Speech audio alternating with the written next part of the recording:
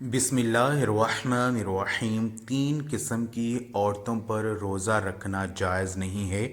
خواتین و حضرات، تین قسم کی عورتیں کسی بھی حال میں رمضان کے مہینے میں روزہ نہیں رکھ سکتی۔ اگر ان میں سے کسی عورت نے روزہ رکھ لیا تو یاد رکھیں ایسی عورت کا روزہ کبھی نہیں ہوگا۔ ایسی عورت کو اللہ تعالیٰ کی طرف سے سخت عذاب ہوگا۔ خواتین و حضرات، روزہ ایسے تمام مسلمان مرد اور عورت پر فرض ہے جو عاقل ہو، بالغ ہو اور جو اپنے ہوش و حواس میں ہو، یعنی کہ جو پاگل اور دیوانہ نہ ہو۔ ایسے تمام مسلمان مرد عورت پر رمضان کے روزے فرض ہیں۔ اب اس کے علاوہ روزے کی فرضیت ادا کرنے کی دو شرطیں ہیں۔ پہلی، صحت مند اور تندرست ہونا۔ دوسری، محکم ہونا، یعنی کہ بیمار آدمی اپنی بیماری کی حالت میں اور مسافر اپنے سفر کی حالت میں روزہ چھوڑ سکتا ہے، یعنی کہ ان لوگوں کو رمضان کے مہینے میں روزہ چھوڑنے کی اجازت ہے۔ مگر یاد رکھیں اگر ایسے شخص رمضان کے مہینے میں روزہ رکھنا چاہیں تو روزہ رکھ سکتے ہیں، ان کا روزہ قبول ہو جائے گا۔ لیکن اگر نہ رکھنا چاہیں تو کوئی گناہ بھی نہیں ہوگا اور یہ بعد میں ان روزوں کو قضا کر سکتے ہیں۔ لیکن یہ تین عورتیں ایسی ہیں جن کا رمضان کے مہینے میں روزہ رکھنا حرام ہے، یعنی کہ ان تین عورتوں کا روزہ رکھنا جائز نہیں ہے۔ اگر ان عورتوں نے رمضان کے مہینے میں روزہ رکھ لیا تو ان کا روزہ تو کسی بھی حال میں قبول نہیں ہوگا، بلکہ ان کو اللہ کی طرف سے سخت عذاب بھی ملے گا۔ نمبر ایک، سب سے پہلے وہ عورت جو حیض کی حالت میں ہو۔ ایسی عورت کا رمضان کے مہینے میں روزہ رکھنا حرام ہے، مگر ایسی عورتیں بعض میں قضا کریں۔ رمضان کے مہینے میں بھول کر بھی روزہ نہ رکھیں۔ اگر کوئی عورت حیض کی حالت میں روزہ رکھ لیتی ہے تو اس کا روزہ قبول نہیں ہوگا۔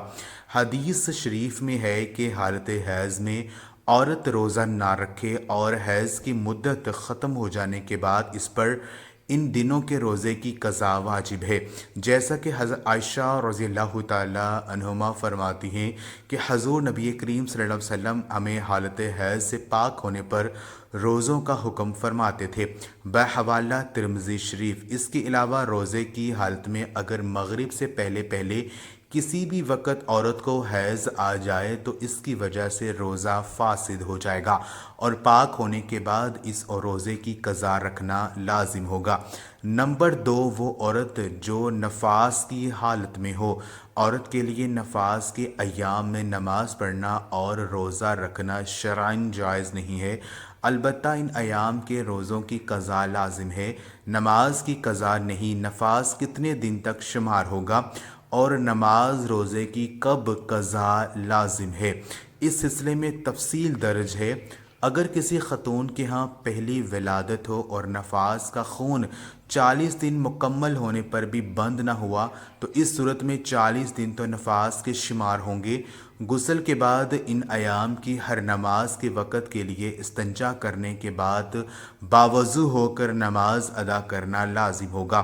اگر نفاس کا خون 40 دن سے بڑھ جائے اور اس عورت کے ہاں پہلی بھی بچے کی ولادت ہوئی ہے تو اس صورت میں اس سے پہلے بچے کی پیدائش کے موقع پر جتنے دن خون آنے کی عادت ہے اتنے دن کا خون نفاس شمار ہوگا اور باقی بیماریوں کا خون شمار ہوگا، اور ان باقی دنوں میں رہ گئی نمازوں کی قضا کرنا ہوگی اور روزے جو چھوٹ گئے ہیں وہ بھی رکھنے ہوں گے۔